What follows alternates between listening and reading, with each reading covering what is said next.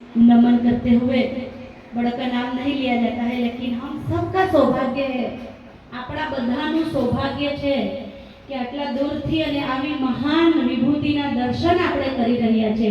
નહીં તો આપણા વિસ્તારમાં આવા સંતો આવવું એ આપણા માટે ખૂબ સૌભાગ્યની વાત છે કે આવા મહામંડલેશ્વર જેવા સંત આપણે તે દર્શન કરવા અને એનું શ્રેય જાય છે પૂજ્ય મહારાજશ્રીને કે અમને બધાને તમે આટલા મોટા સંતોના દર્શન કરાવ્યા। નહીં તો હિમાચલનું નામ ખાલી સાંભળ્યું જ છે, બરાબર ને?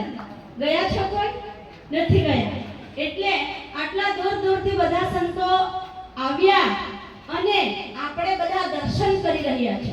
એટલા માટે કહેવાય પુણ્ય પુંજ બિનુ મિલહિ ન સંતા। જેનું પુણ્ય હોય ને એને જ સંતોના દર્શન થાય અને સંતોના દર્શન કર્યા પછી પાપ તાપ બધું જ જતું રહે, બરાબર? તો આવું સૌભાગ્ય આપણને પ્રાપ્ત થયું છે ત્યારે તમને બધાને બધી જ વાતો કરવામાં આવશે, બધા સંતો તમને આશીર્વાદ આપશે, પણ થોડું આપણે હટીને વાત પર જઈએ કેમ કે ગુરુજી इस विस्तार में इस एरिया में ज्यादातर धर्मांतरण है ना, और मैं जहाँ से आई हूँ वो हम कभी बोला करते थे राम लला हम आए हैं मंदिर वही बनाएंगे, है ना? तो हम कहा करते थे कि राम लला हम आएंगे मंदिर वही बनाएंगे, और आज हमारा राम जन्मभूमि पे मंदिर बन गया।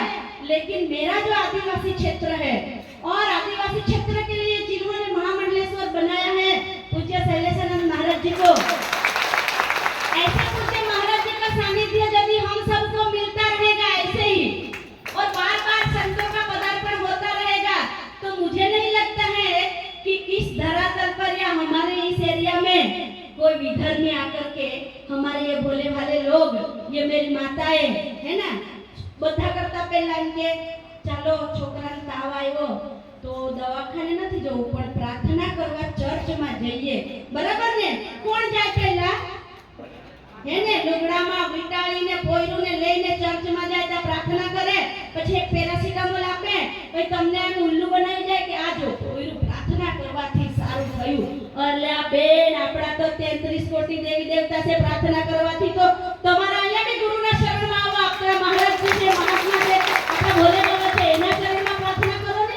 ભોલે બાબાના ચરણમાં ભોલે બાબાના લિંગ પર એક લોટો પાણી ચડાવવાથી ભોલે બાબા તો એટલા રાજી થઈ જાય તો પછી ક્યાં આપણે બીજા દેવને ગોતવા જઈએ? આપણા 33 કોટી દેવી દેવતા છે, એ દેવી દેવતાઓને આપણે માનીએ, શ્રદ્ધા અને વિશ્વાસથી પૂજીએ તો આપણે બીજા દેવ ગોતવા જવાની જરૂર પડશે નહીં ને। એટલે કહેવાય કે બેનો થોડી ફેશન ઓછી કરે ને ભાઈઓ થોડું વ્યસન ઓછું કરે એટલે આપણું ઘર મસ્ત ચાલે। અને રોજ રોજ આવીને ગુપ્તેશ્વર મહાદેવ ભગવાનને ત્યાં આવીને સત્સંગ કરીશું તો આપણું ખરેખર આપણે આજે વિચાર કરો તમે બધા કે આપણે એમ વિચારીએ કે મારા બાજુના ઘરમાં રામ બને તો ચાલે, પણ મારા ઘરમાંથી કોઈ રામ નહીં બનવું જોઈએ, મારા બાજુના ઘરમાંથી કોઈ સાધુડો બની જાય તો ચાલે, પણ મારા ઘરનો દીકરો કોઈ સાધુ બનવો નહીં જોઈએ, એમ વિચારો ને। પણ હું એમ કહું કે આજે વિચાર કરો આપણી વસ્તી કેમ ઓછી થતી ચાલી? આપણા ગામડાની અંદર મંદિરોમાં બેસવા માટે, મંદિરોના આરતી કરતી વખતે ઘંટ વગાડવા માટે લોકો કેમ નથી ભેગા થતા? કેમ કે આપણે એવું વિચાર્યું આપણે ભણી લીધું હવે અમે બે અને અમારું એક એવું વિચારી લીધું, પણ આનાથી કામ ચાલવાનું નથી। આપણા માટે આ છે કે આપણા પૂર્વજો, આપણા વડીલો એમ કહેતા કે એક ઘરમાં 5 બાળકો બી હોય ને તો એક દેશ માટે જાય, એક રાષ્ટ્ર માટે જાય, એક ધર્મ માટે જાય, અને 3 બાળકો આપણા ઘરમાં હોય એવું આપણા લોકો વિચારતા। પણ આજના ભણેલા ગણેલા લોકો તે સમયે કાઈ નતું ખાવા મળતું। અહીંથી ધરમપુર નજીક છે, ખબર છે? અમારા પિતાજી વાત કરતા કે ધરમપુરના બજારમાં એક બાબા વેચવા આવતા લાડુ, હા ના, તો બાબા એવું કહેતા કે લાડુ ઘ્યા લાડુ ચુખું ખાય છે અને ફુરકાલું ટકાય છે, પણ રામ રામ ઘ્યા રામ રામ અને લાડુ ઘ્યા, બરાબર? તો કોઈ આવા મહાન સંત હશે એને કહે કે આ ડોહલો રામ રામ બોલાવે, લાડુ વેચે, હું કરામાં છું છે એમ। તો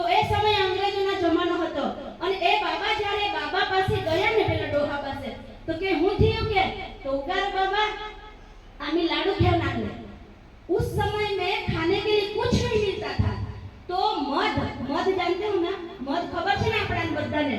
મધ અને ઉંબરનું ઝાડ જે બિલકુલ આમ પોચું થઈ ગયું હોય એ ભેળવીને લાડુ બનાવતા એ બાબા. અને લાડુ ક્યાં લાડુ ચુખું ખાય છે, ફુરકાલું ટાકાય છે, એવી રીતના એ ધર્મનો પ્રચાર કરતો. એ સંતને કીધું કે જે આવીને રામ રામ બોલે એના કાનમાં હું કહેતો કે ભાઈ ધર્મ બદલાવશો નહીં, ધર્મ બદલાવશો નહીં. આ વાત કરતા ત્યારે આપણો ધર્મ બચ્યો છે.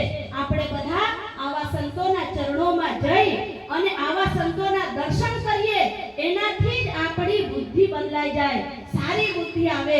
એટલા માટે આપણું તો સૌભાગ્ય છે કે એવા આપણા વડીલો ધર્મની રક્ષા માટે ભૂખ્યા રહીને ધર્મ બચાવ્યો. અને આજે આપણી પાસે કોઠી ભરેલું અનાજ છે, તે છતાંય આપણે બીજો ધર્મ શોધવા જઈએ.